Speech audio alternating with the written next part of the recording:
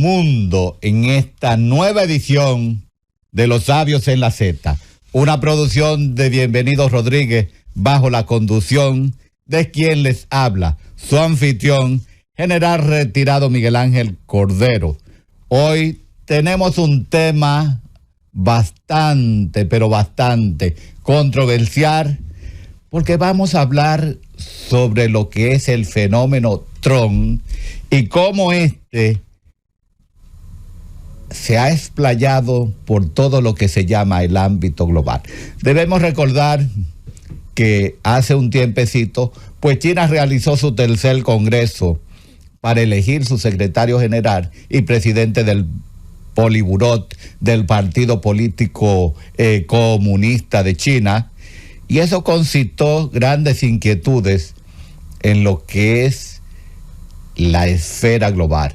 Pero las elecciones de los Estados Unidos, como podemos ver, han concitado aún más inquietudes en lo que es el ámbito de la repercusión que podría tener un candidato y hoy un presidente como lo es Donald Trump.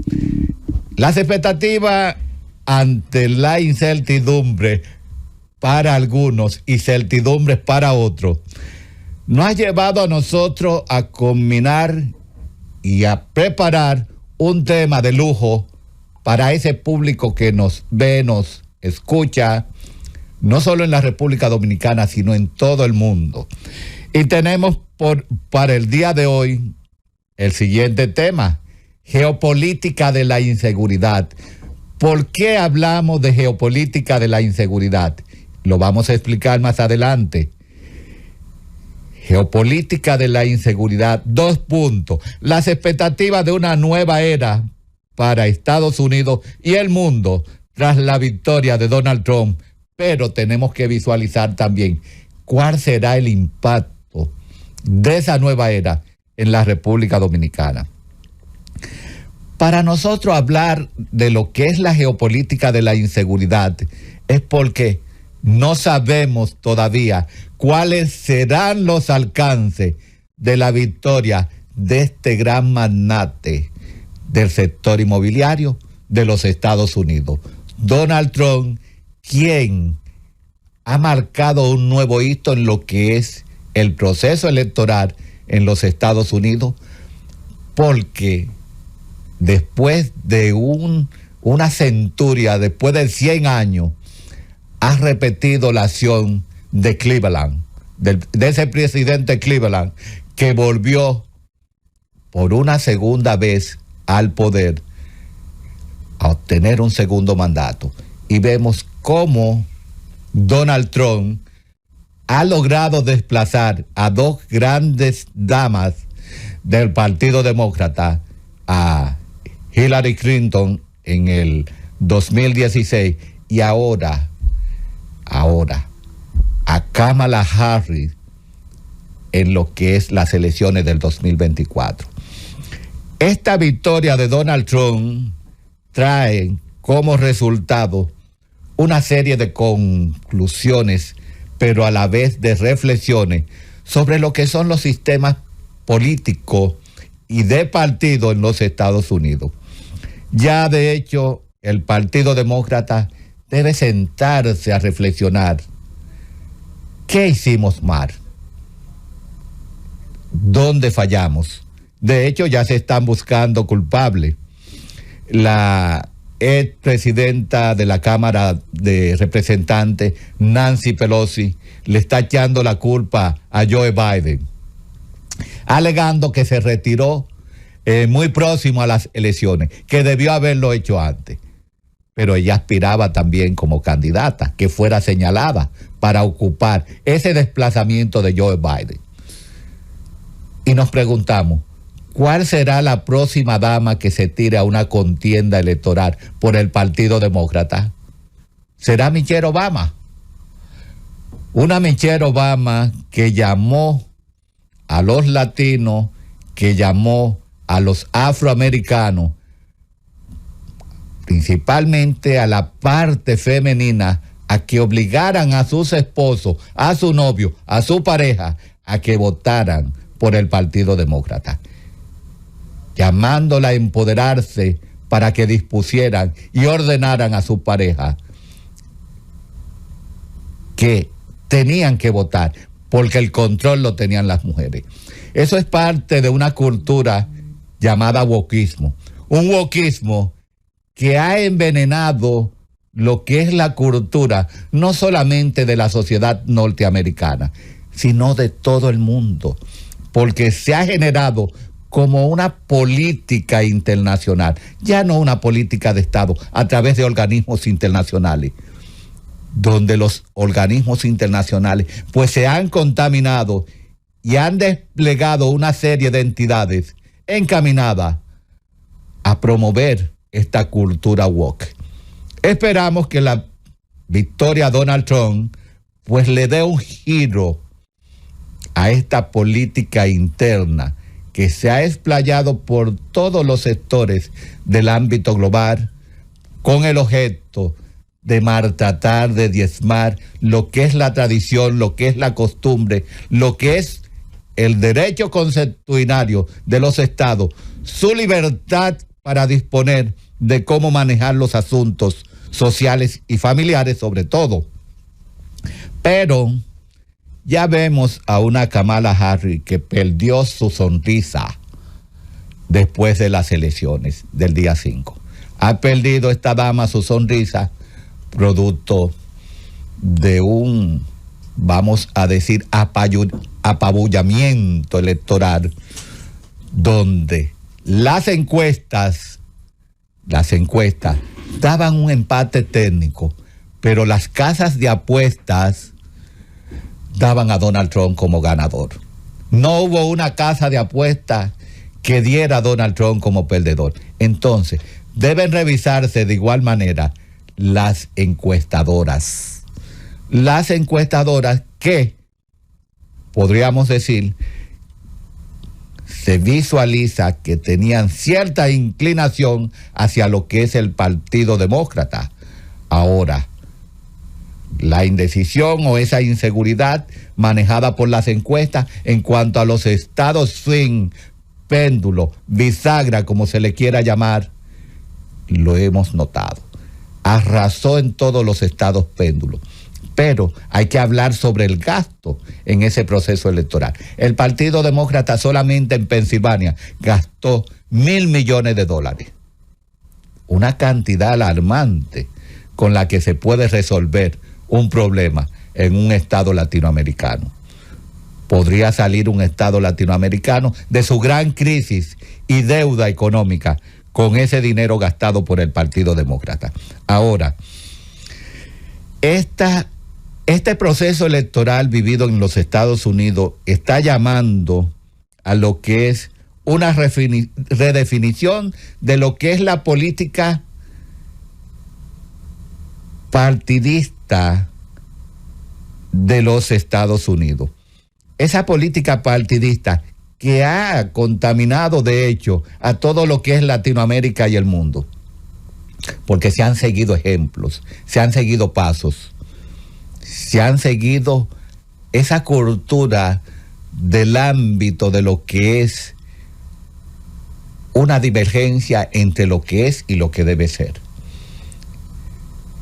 Vamos a esperar a ver en los próximos años cómo reaccionarán las altas instancias de ese partido que no está definido, que tiene que redefinirse, tiene que abocarse rápidamente a una reestructuración de su liderazgo interno, pero sobre todo a un cuestionamiento de por dónde deben ir, después de analizar dónde se encuentra.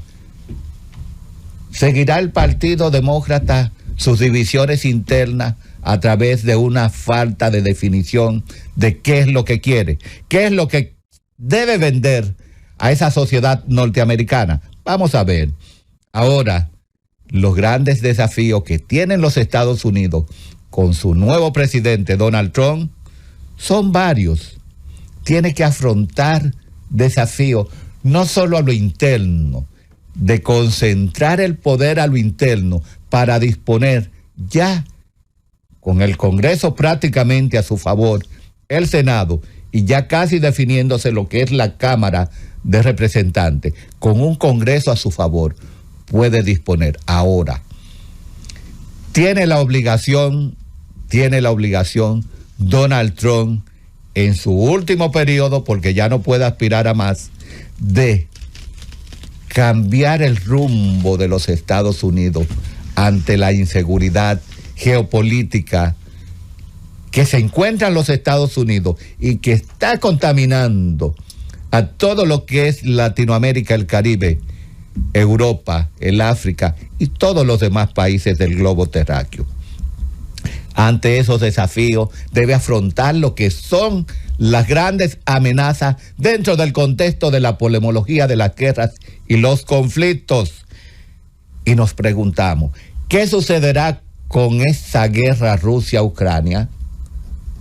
¿Dejará Donald Trump solo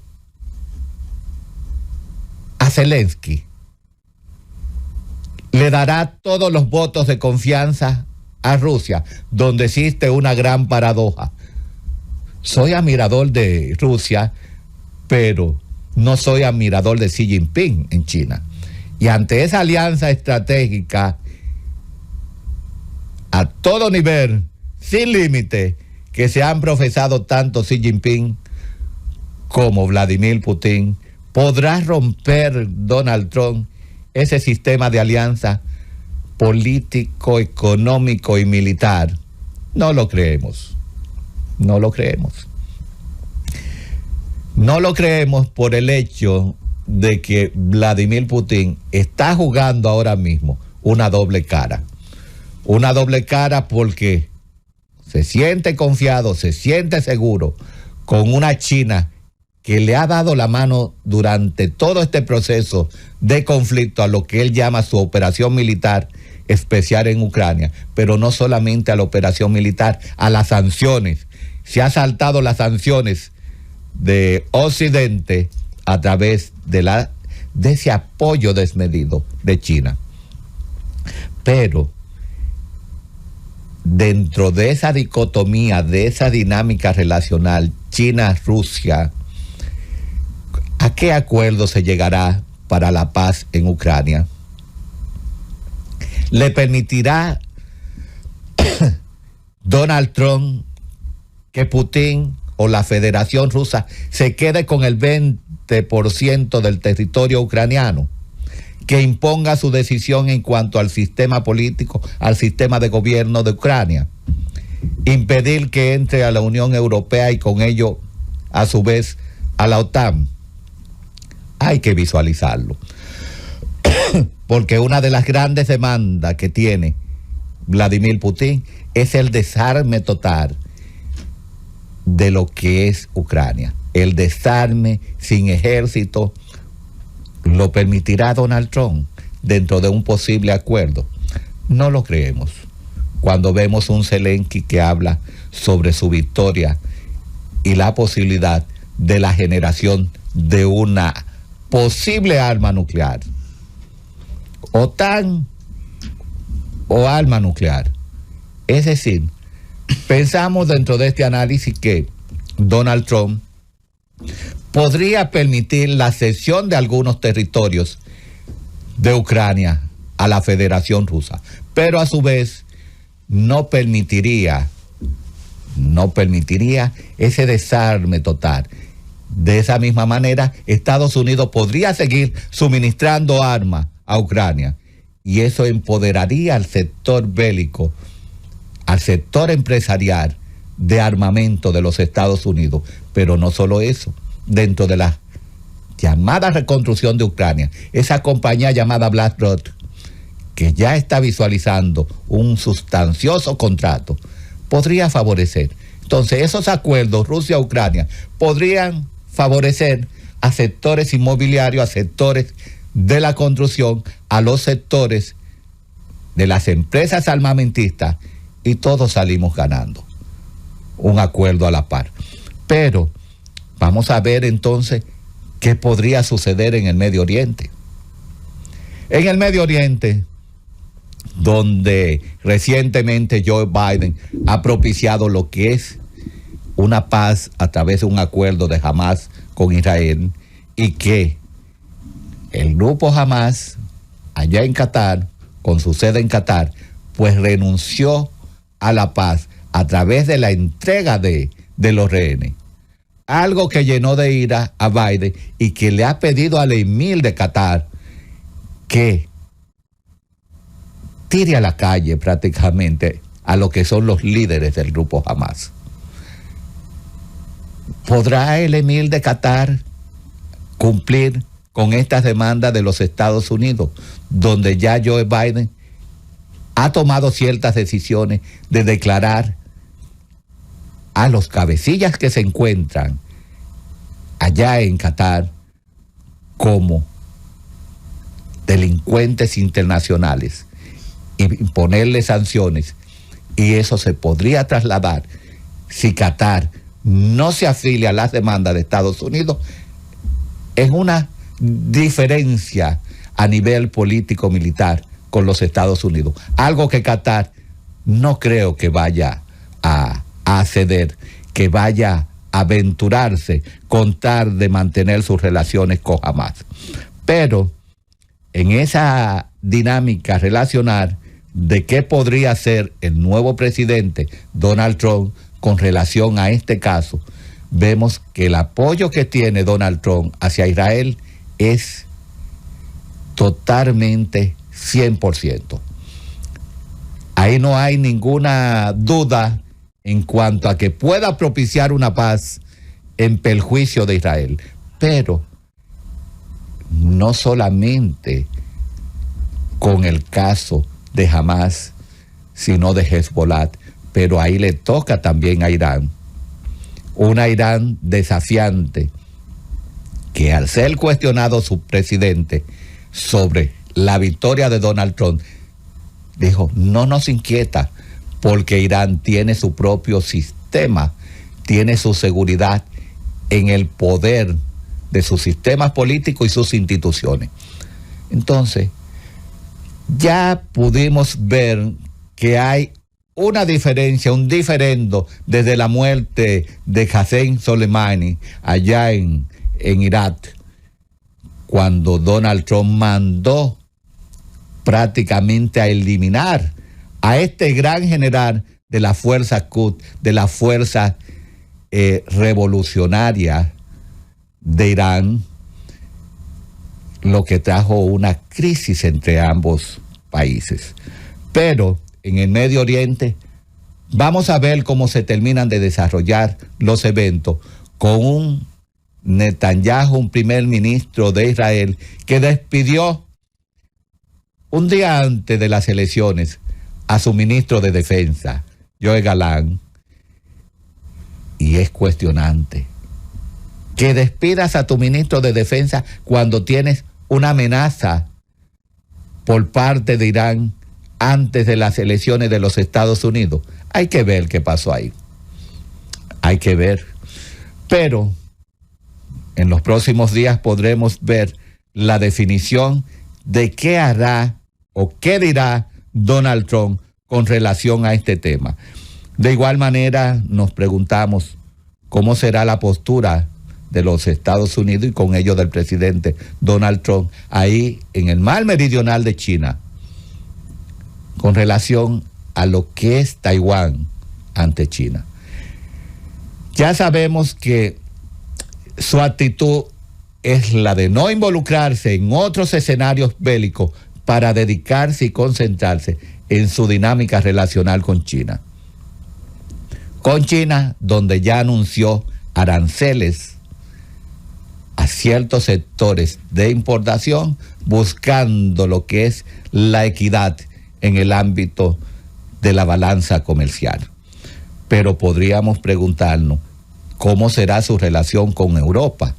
Una Europa que está manejando lo que es una crisis de gobernanza y gobernabilidad, donde vemos que en Alemania, lo que es el motor de la economía europea, su canciller Olaf Scholz despidió a su ministro de Finanzas, a Sedan, por el hecho de que semanas antes había solicitado que se bajaran los impuestos, que se redefiniera lo que es la liberación de algunos elementos en el ámbito comercial, pero sobre todo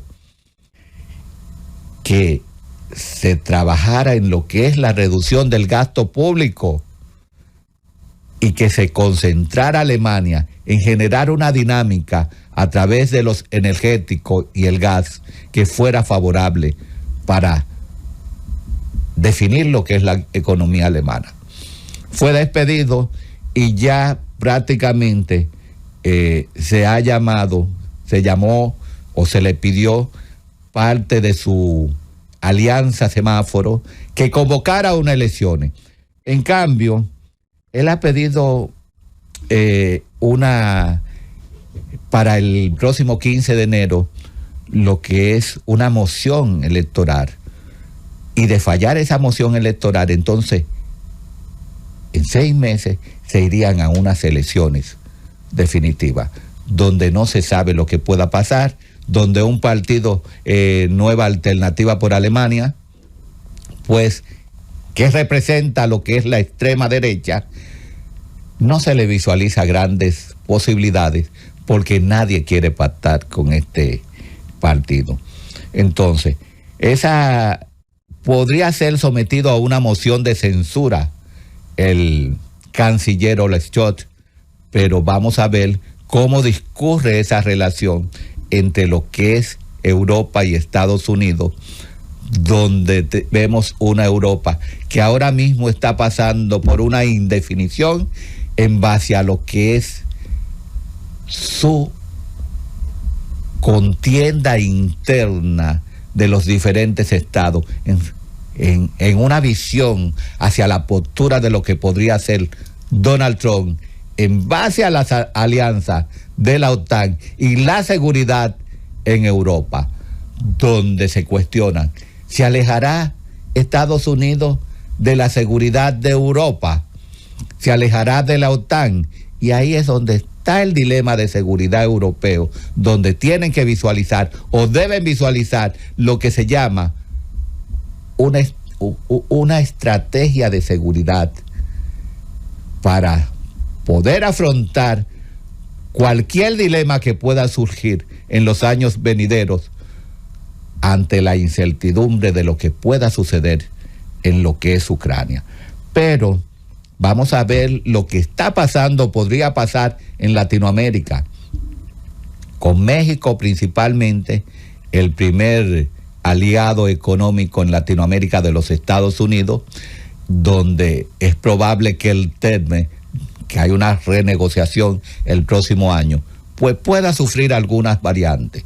Y más después de tener conocimiento de que algunas compañías chinas se han establecido como compañías nacionales en México para exportar a los Estados Unidos, principalmente de los autos eléctricos.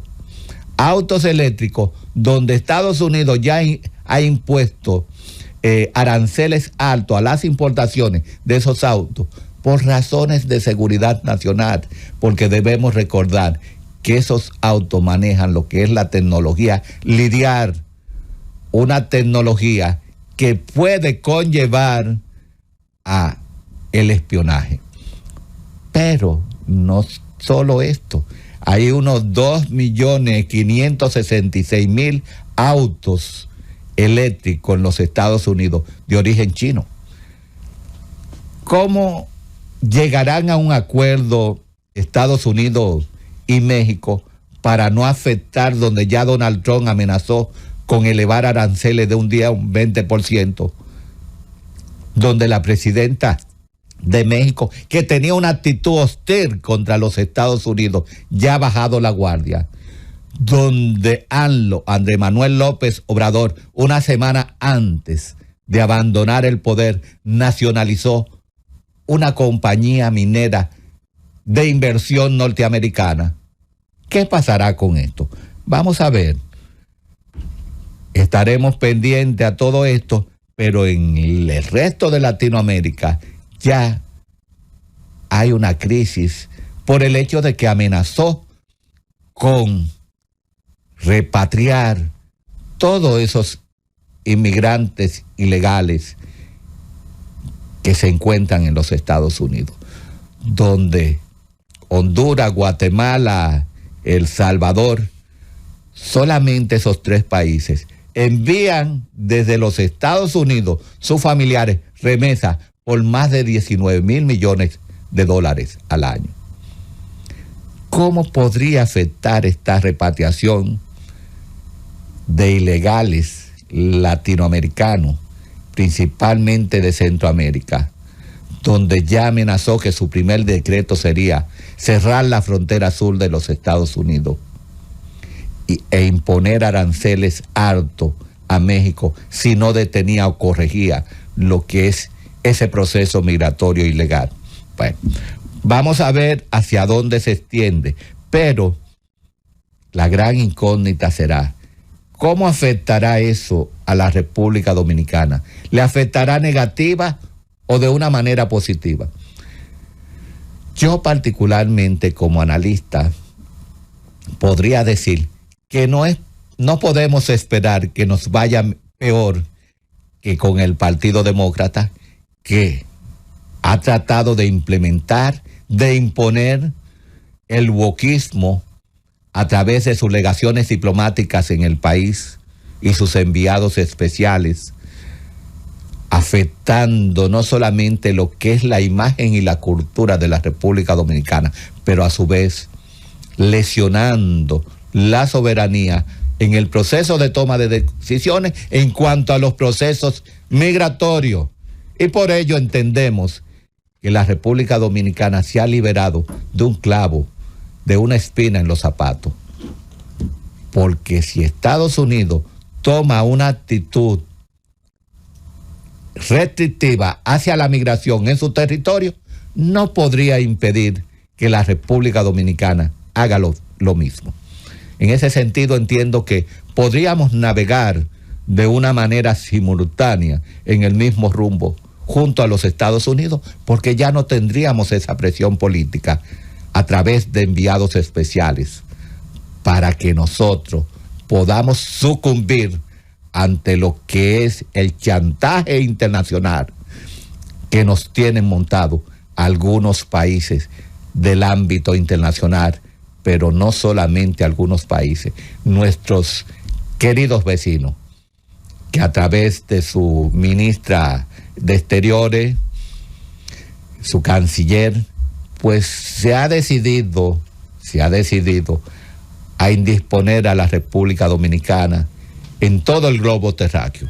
Entonces, vamos a ver qué sucederá con el caso de la República Dominicana. Y yo a estos amables miembros de ese consistorio de los sabios en la Z, le quiero anunciar algo. Y es que en China se están realizando ferias de matrimonio. Unas ferias de matrimonio que están llamadas a generar una nueva cultura familiar para que los jóvenes pues contraigan matrimonio. El Estado lo cubre todo. Así que invitamos a Danilo, a Alfredo y al mismo Manuel para que vayan allá a Shandong y en Shanghái, que son los principales centros para casarse, donde el Estado le va a cubrir todo. Se pueden ir a casar allá a Shandong, a Shanghái, y es probable que le aparezca una china o una toronja que se pueda ver de una manera agradable. ¿Tú quieres problema con Madeline, verdad? No. Entonces, en ese sentido, nosotros queremos indicar con esto que la crisis demográfica que hay en China ha obligado al Estado a generar una política de conciliación para evitar que esos jóvenes que ya tienen una cultura pro-occidental prácticamente, que ya quieren la bona vida, y ya quieren liberarse de una serie de compromisos y responsabilidades para disfrutar esa poca calidad que le puede propiciar un empleo digno. Pero a su vez, esto va a conllevar a que ese sistema, tarde o temprano, vaya a colapsar ante una población envejeciente que no va a poder aportar a lo que es el sistema de jubilación, pero que los jóvenes tampoco quieren trabajar, donde se estima que más de un 6% de los jóvenes están desempleados porque no encuentran espacio, donde más de un 16% de esos jóvenes se sienten inconformes con el sistema. Vamos a ver cómo devienen los años, cómo devienen los días, pero sobre todo, vamos a ver qué repercusiones tiene eso en lo que es el ámbito global y la nueva expectativa que podría generar para el mundo tras la victoria de Donald Trump ante una geopolítica de inseguridad. De esta manera, hoy domingo 10 de noviembre del año 2024, vamos a dar inicio a este tema a través de nuestros invitados de lujo que hoy nos honran con su presencia.